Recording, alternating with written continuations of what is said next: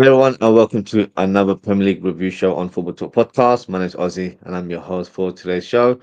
Apologies for the timing of today's show, but luckily I'll be able to discuss recent events in Matchweek 21, as we haven't officially started yet with regards to Matchweek 22, as the first match between Newcastle and Bournemouth takes place in about half an hour's time. So, as I say, better late than ever. But in today's show, we'll be reviewing all of the games that took place in midweek, and there were some interesting points that took place as well in Matchweek 21. Forest and Liverpool had to settle for a point. Arsenal secured the victory in the North London derby. Man City dropped points yet again in the GTEX Community Stadium. Newcastle continued their scintillating form with 8 wins in a row. So let's start with the big game of the week, in my opinion, and that was Forest versus Liverpool. This was always going to be a tough game for Liverpool as they face a very tough opponent in Nottingham Forest, who won 6 games in a row prior to that game. Forest started the game very strong and scored very early on as well. Kanate, with the misplaced pass, leads to a counter attack. Chris Wood is through on goal and applies a clinical left footed finish to make it 1-0. But in the second half, Liverpool showed a bit more fight, and two substitutes had an instant impact on the game. Simicast whips in a fantastic cross from the corner. Jota somehow leaps above the likes of Murillo and Milinkovic in the air and heads the ball into the corner to make it 1-1. But after that, I'll be honest, Liverpool had plenty of chances to extend the lead and should have taken all 3 points. Shots came coming from Jota and Salah, but unfortunately they were denied by Matt Sells, who produced some fantastic saves to help his team secure a point. In the end, I think a draw was the fair result. I felt mixed emotions and I thought Liverpool should have gone on and won the game with the chances that they produced in the last 10 15 minutes. But it wasn't to be. A point is still a decent result. We're 4 points clear at the top of the table with a game in hand.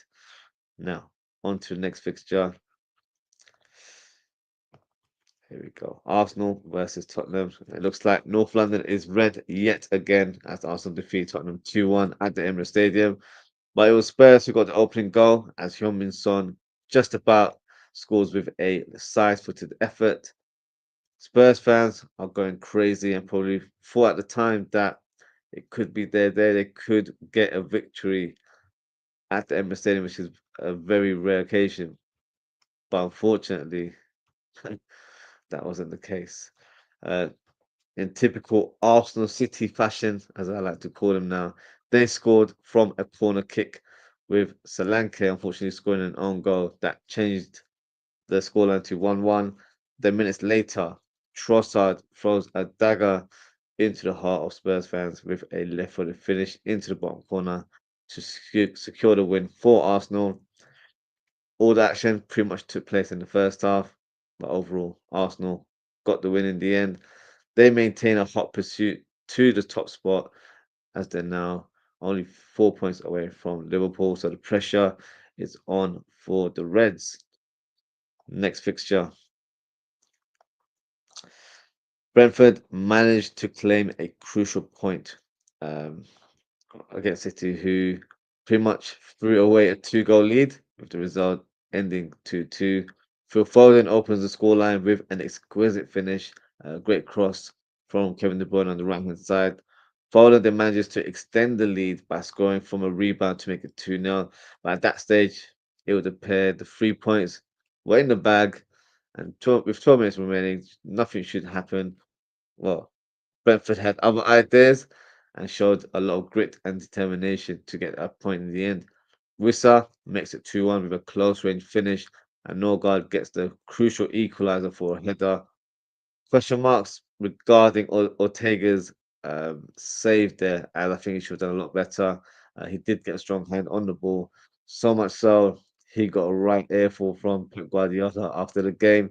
City, to be fair, probably should count their blessing that they even got a point in the end, as Mbeumo almost clinched the winner with his late strike. But thankfully for City, Ake was on the goal line to make that crucial clearance.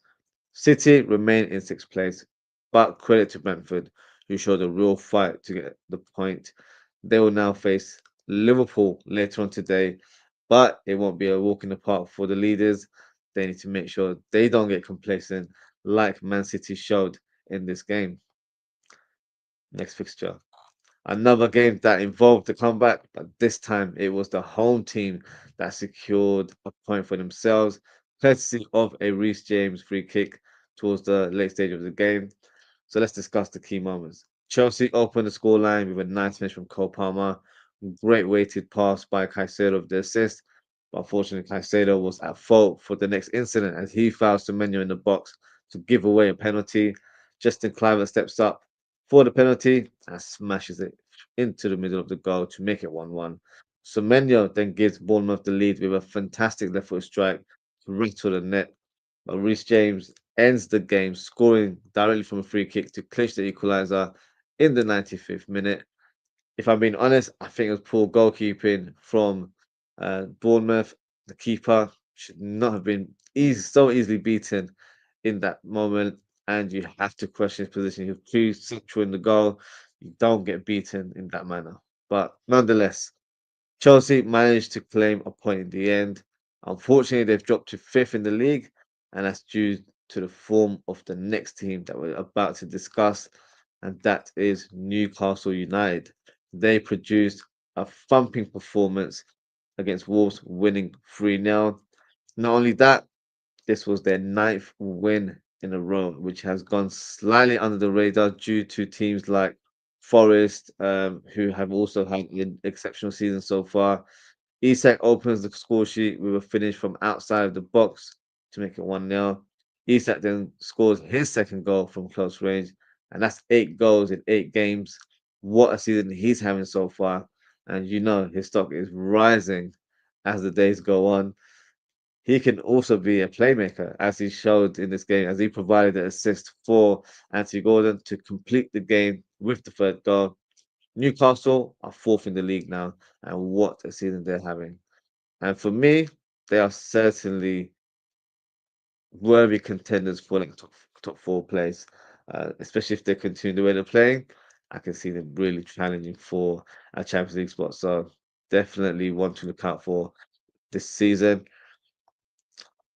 Now, in terms of other games in Matchweek 21, Manchester United versus Southampton. United fans were very vocal after this victory, suggesting that Amad Diallo is him after scoring a hat trick in 12 minutes. So let's go through the goals. Despite making some good saves earlier on in the first half, Onana was unable to deny Ugarte, who unfortunately scored an own goal from a corner kick. And at that stage, Manchester United were trailing. But in the second half, it was a different game. First United goal, Diallo got slightly lucky in terms of his dribbling, managed to get the rebound off the defender, but his through on goal scores to make it 1-1. Second goal was a great finish, lovely pass from Ericsson, who dinked the ball over the defense. The third goal was probably the easiest goal that Diallo will ever score in his career at Southampton, as they have done a lot this season. Give the ball to the opposition, and Amad Diallo is through on goal to hit the back of the net. United are now away from the relegation zone and have moved up to 12th in the league. Next fixture, West Ham versus Fulham, a 5-goal thriller at the London Stadium, and it was also Graham Potter's first game in charge for West Ham. So the new manager bounce was in full effect. Carlos Soler opens the scoreline and scores his first goal for West Ham with a long-range finish. Fulham, sorry, Suchek then makes it 2-0 after scoring from close range. Then Fulham get one back early in the second half from Alex Iwobi's cross shot finish. But an error from Leno gives West Ham a third goal. Paqueta capitalizing from that moment and scoring for the Hammers. Then Iwobi scores his second from a similar range as earlier, and it's another cross shot goal. Looks like that could be his trademark move now. 3 points for the Hammers. They have now moved up to 13th in the league. Next fixture, Everton versus Villa. Unfortunately, the new manager bounce is not always reflected at every club, as Moyes returns to Everton and starts his spell with a defeat. Ollie Watkins was the party pooper as he goes through on goal and slots it with calmness and composure to score the match winner. Villa now move up to seventh in the league. Next fixture, Leicester City versus Crystal Palace. Palace managed to notch up another win on the board, and this time it was away from home at the King Power Stadium. Mateta opens the scoreline in the second half as he goes around the keeper and slots it into an empty net. Gehi makes it 2-0 with a striker's finish. What an execution from the centre back slash captain of Crystal Palace. So in terms of league position, Palace remain in 15th place on joint points with Tottenham.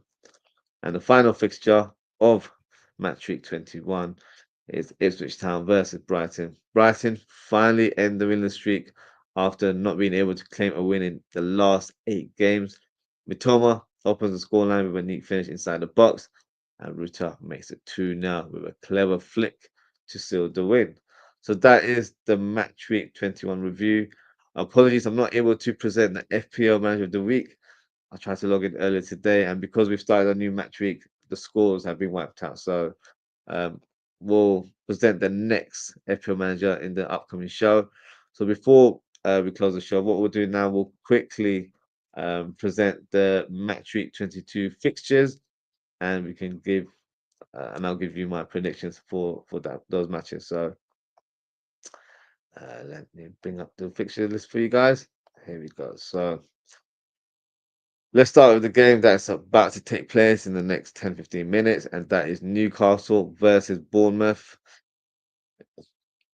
As I mentioned earlier in the show, 9 wins in a row for Newcastle. I think they will make it 10 wins in a row. So that is my outcome for the game. In terms of the score prediction, I'm going to go for a 3-1 victory for Newcastle. And Brentford versus Liverpool, which I'll be doing a live watch along later on today. So make sure to tune in for that. In this game, I think it's going to be a tough encounter for Liverpool, another away fixture, but I think they'll do just about enough to seal the win. So I'm going to go for a 2-1 victory for Liverpool. Leicester versus Fulham. I think Fulham will get the win. They've been in better form in recent weeks. So I'm going to go for a 2-0 victory for Fulham. West Ham versus Palace. West Ham have a new coach in Graham Potter, secured his first win a few days ago. So will it be two in a row? I think it may be. I think the match will end 2-1 to the Hammers. Arsenal versus Aston Villa is going to be a big game today at 5:30 p.m. UK time. I think Arsenal will just about get the win here. Aston Villa have shown some decent form in recent weeks, but they haven't been as potent in front of goal, in my opinion. So for this game, I'm predicting a 2-1 victory for Arsenal. Now, in terms of the Sunday fixtures, Everton versus Spurs, two teams that are not in great form, to be fair. I think it's going to be a draw. I'm going for a 1-1 draw at Goodison Park. Manchester United versus Brighton. Manchester United did, secure a win against Southampton. So maybe some fans believe that they've turned uh, a new leaf right now. But for me, I don't think they'll get the win. I think it'll be a draw, and I think it'll be another 1-1 result. Forest versus Southampton, for me, that's got Forest win written all over it. So I'm going to go for a 3-0 victory for Forest. Ipswich Town versus Man City. I'm going to go for a City win. I think they will win 2-0 at Portman Road. And the final fixture, which will take place on Monday, is Chelsea versus Wolves. The last time they faced, I believe there was 6 goals involved. So I don't know if it'll be as much of a high scoring game, but I think it will be a Chelsea win and they will win with a scoreline of 3 goals to 1. So that is my prediction for today. Just going to go through some comments before we close the show. Um, got a comment here from Sean Blake. Well, big up. Sean says, hi, Ozzie. Big up, Sean. Thank you for your comment. Thank you for tuning in. Sean says, if we play against Brentford like we did second half against Forest, we will win. Yeah, we certainly will. We didn't start that game very well, unfortunately. But yes, second half, it was much better. I would also like to say that hopefully we're a little bit more clinical because we produced a lot of chances in the last 10, 15 minutes, in particular Mohamed Salah and Diogo Jota, and we just weren't clinical enough. In another day, that probably would have been a win for the Reds, but no, we weren't as clinical, and we haven't been too fair in recent weeks. So we've got to really, find our shooting boots and start scoring the goals now because we're approaching punching time of the season, and the games are going to get tougher due to the magnitude of games that we play. We're playing every 2, 3 days now, so we need to do much better, and maybe a bit of rotation might help. I believe Diogo Jota is not available for this fixture, so that's not great news. And that's unfortunately that's been his issue. He's not always found um, a consistent run of games, so we'll see. We'll speak about this a lot more in the watch along. But yeah, disappointed that he's not starting today. Um, Sean Coleman, Man United were so lucky they were awful. Yeah, it's Southampton. Unfortunately, they must not realize that Christmas is over. They still like to give a lot of gifts to their oppositions, giving away goals, and yeah, slight luck in 1 or 2 moments, especially that Amad Diallo goal. But yeah, they weren't great. So the performance level hasn't changed. It's just that the opposition were not the best of teams that would have faced. So they pretty much got lucky in the end. Shaw says we need to win our game and not give an open door to Arsenal. It's so true because not so long ago we had a better sort of points tally and had a bigger gap as well. But right now it's getting closer, and I don't feel like they're showing great form. It's just that they're managing to get wins at crucial times.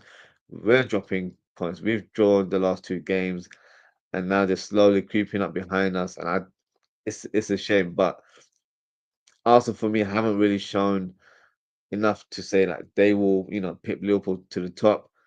But like you said, we can't give them an open door, an open invitation to even get closer to us. We've got to focus on our game, make sure we get the 3 points, and try and extend that gap even further. Because right now, I'm not concerned, but if you look at the table, it's not looking great in terms of our lead. We were 9 points clear a couple of weeks ago with a game in hand. We still have that game in hand that will be played in February. So I believe it will be played on the 12th of February, I think. So we've got just under a month for that fixture to take place. So it's something that the team um, needs to capitalize on. Definitely need to make sure we get a win against Everton. But yeah, until then, we'll see. But you're right, we do need to make sure we get a win today and start going on a bit of a run to try and secure more points and increase the gap at the top.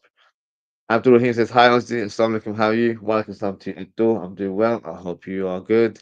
He says, like, comment, share, comments. We need reinforcements and stop the draw. Free Palestine.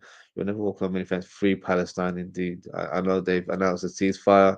Fortunately, that doesn't stop the massacre that's been happening there. But, hopefully things will resolve there, and the people of Palestine can go back to living their normal lives. So yeah, hopefully that does happen in the near future. Abdul says we need left back, centre back, DM, and number 9. Yeah, we certainly do, Abdul. You're not wrong about that. We need to win EPL and UCL this season. We're in strong contention to win it, but yes, I think this is the time where we're playing at a good level. We're at the top right now, and we need to try and capitalize. We need to try and secure as many trophies as we can because after this season concludes, the likes of City and Arsenal and other teams and Chelsea probably as well will reinvest in their squad. So when you're at the top the way we are right now, you have to make sure you don't slip up and you don't concede the title, which unfortunately over the years we have sort of fallen through, especially around this sort of time of the season, and we haven't been able to regain momentum, and we've not led it's not led to winning titles. But hopefully that can be a difference in this season, and we can try and get as many trophies as possible. So yeah, fingers crossed we can secure some titles this year. Abdul says, why FSG not spending in January? They don't tend to be honest with you, Abdul. I think for FSG, if an opportunistic signing is available, that's when they'll look into the market. But generally speaking, they don't invest in January. I guess their strategy or their transfer policy is based on recruitments in the summer because they're able to plan a bit better, they're a bit more strategic in terms of who they want to release from the club. So there's a bit more of a bigger picture when it comes to the summer, which is fair. I do understand that, but for some clubs, I feel like even if it's one or two signings right now, it can make a big difference. If we had like a lethal striker in our team added to what we have, then we're talking because Josh is injured again.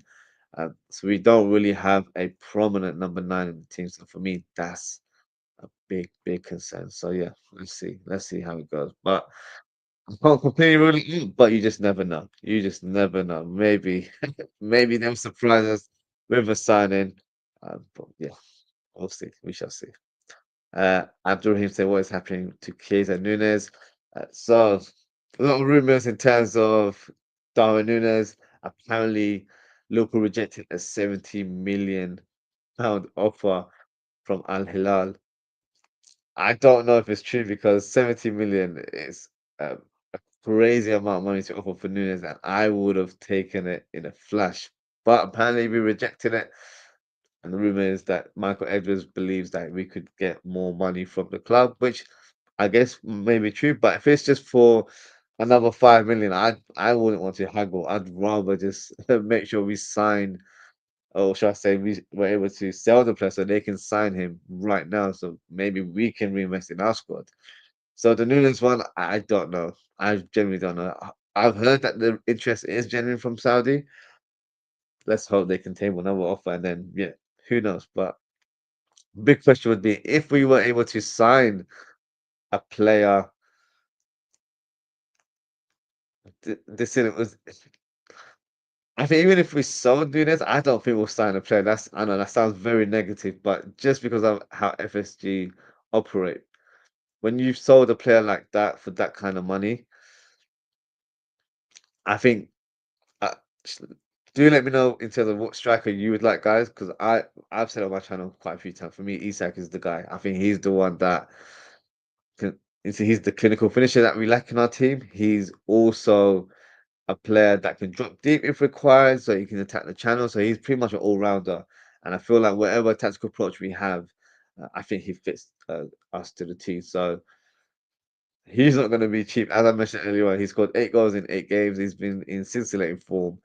And due to that, his stock is rising. So if we are able to sell Darwin Nunes, maybe add another 50 on top, and then we get Isak for another 420. Do we have 50 million lying around like that? I'm not so sure. We're always told that FSG have the finances to make big signings, but I have not seen evidence of that in the last few years, maybe even longer than that. So in terms of Chiesa, I think Chiesa will possibly remain at the club. There has been interest from Italy, but I think it will just be a thing where he just remains at the club. He's very strongly linked to Napoli. Whether that happens now, I'm not too sure. I know Kvaratskhelia has signed for PSG, so there is a vacant space there. Whether it's Chiesa or whether it's Garnacho, he's also been linked to the club. Only time will tell. But it can't be completely ruled out that he leaves this window. But if it was my prediction, I think he remains at the club until the end of the season, and then his situation will be assessed, and then they'll make that decision next summer. Abdul says, if we were fifth or fourth, would FSG spend this money? Being top is missing right now, teams are improving. Possibly, I think I always feel like with FSG, whenever they've spent money, it's because we haven't done well at certain times, and when we are at the top, that's when they don't spend too much money. So it's a yeah, it's a bit of both in terms of what you're presenting as a question there. At the same time, I can't say with real conviction that that is how they think because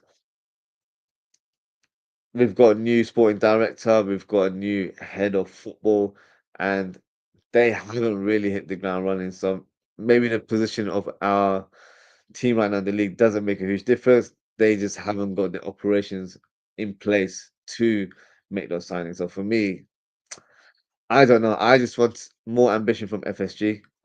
Whether that happens or not remains to be seen. They haven't shown this since they've been owners at the club. They're more heavily focused on generating revenue rather than investing in the squad, which for me doesn't make sense because yes, you can get all this revenue from business deals and sponsorships and merchandise and marketing and advertising, all that kind of stuff. But if you're not winning on the pitch, it doesn't generate that same revenue. If you're investing in a squad and you're able to win Champions Leagues and Premier League titles, that adds more eyes to the team. That also equals to more merchandise being sold. So the winning on the pitch equals more revenue as well. So they might be pleased about having, been able to buy the club for about 300 million and then making it into a 4 billion, 5 billion asset right now. But it could have been doubled if they had invested in the team. So, if you want to talk all business, they haven't really done enough to really capitalize on what they have. But, you know, that's probably another debate for another show. Sean says, Ozzy, I just started the channel at Christmas. So very new called Shankly's Boot Room, and I want to collaborate with other creators. If it is something you're looking to do, then I'd love to work with you. Of course, Sean. Just feel free to reach out to me so you can follow me at Ozzie.ftp on Instagram. I'm also on X. You can follow me at Ozzie underscore FTP as well. So yeah, reach out to me on social media. I've got my links in the description as well, so just feel free to click on that or reach out to me via email. Yeah, we can certainly do something. So let me know what your availability is like, and yeah, I'll be more than happy to collaborate with you and do a show with you. So yeah, big up yourself for asking that. Prince Dream says the idea that Liverpool rejected 70 million is a joke. That's just anti-FSG. Yeah, no, I don't know what to make of it nowadays. To be honest with you, if they have, that's crazy. But we'll never know. Unfortunately, but let's hope they haven't because for me, that's not cool. Abdul says, also, this is the lineup for today. So he's gone for Allison, Konate, Robertson, Simicast. Oh, sorry. Is this a lineup? Oh, no, it's not a lineup. I thought it was a lineup. Allison, Konate, Robertson, Simicast, Soboslai, Diaz, Elliot, Endo, Gomez, Kwanzaa, Gakpo, Jones, Nunez, Chiesa need to improve. It's pretty much the whole team. Abdul. Don't get me wrong, the team haven't performed to their full capacity in the last 2, 3 games, but they're human. It happens. They've played a lot of games in quick succession. Hopefully, they're able to find their rhythm once again. But I still have faith in this team.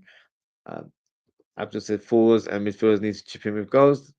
Uh, the forwards are scoring goals. I would say midfielders, yes, I think they should add some goals. I'd say defenders as well. We've got Konate and Van Dijk who have had so many chances from set pieces with headers, and they just haven't capitalized, especially Van Dijk. So for me, it needs to be spread all over the pitch, not just the two departments that you mentioned. Isaac says, sorry, I was going to say Isaac ticks all boxes, and we need to spend the money FSG. That's what we're saying right now.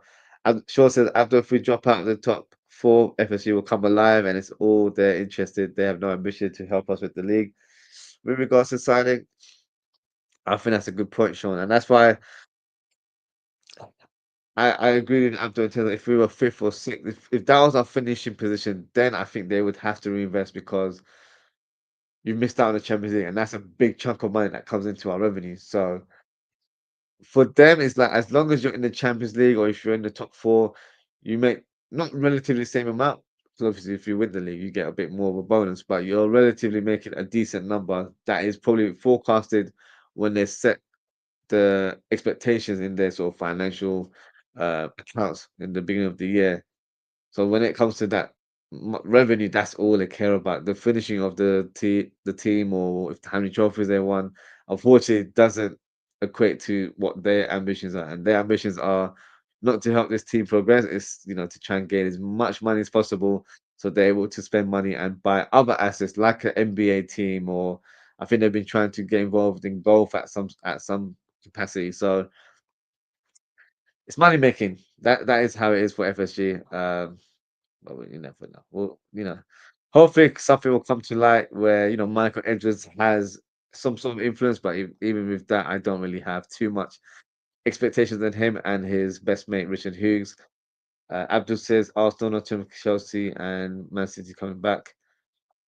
Yeah, I'd say Man City still don't look convincing for me, if I'm being honest. They still have a lot of work to do. Chelsea have been dropping points, especially when they were second in the last few weeks. They've not really done well, so they've dipped in form, in my opinion. Forest are strong right now, 6 wins and a draw against us the other day, so they've been very consistent. Arsenal haven't been playing the best football, but they have been getting results, so that's what counts at this stage of the season. Abdul says FSG are businessmen, no ambition. Totally agree with you. Totally agree. Abdul said, what is Richard Hughes, Michael Edwards, and FSG doing at LFC? They need to talk to the fans. Yeah, they don't really do that, to be fair. They don't really have that connection with us, unfortunately. But like you just said, Abdul, they are businessmen. That's all they care about. So it's only in certain moments where they do listen to the fans. So, when we've had issues with the ticket pricing and the whole Super League embargo, there was a big uproar from the fan base. So when it comes to those kind of decisions, they do actually straight away. But when it comes to transfers and all that sort of stuff, it's closed ears. They don't really care. So no. Um, they don't really have that connection like that, unfortunately. And Sean says, Ozzy, thanks, Ozzy. I'll reach out to you. Yeah, big up yourself, Sean. Hopefully, we'll do a show very soon. And that is it for today, guys. Thank you so much for tuning in. Thank you to Abdul and Sean for your comments. I appreciate engagement as always, guys. If you haven't already, please don't forget to like, comment, share, and subscribe.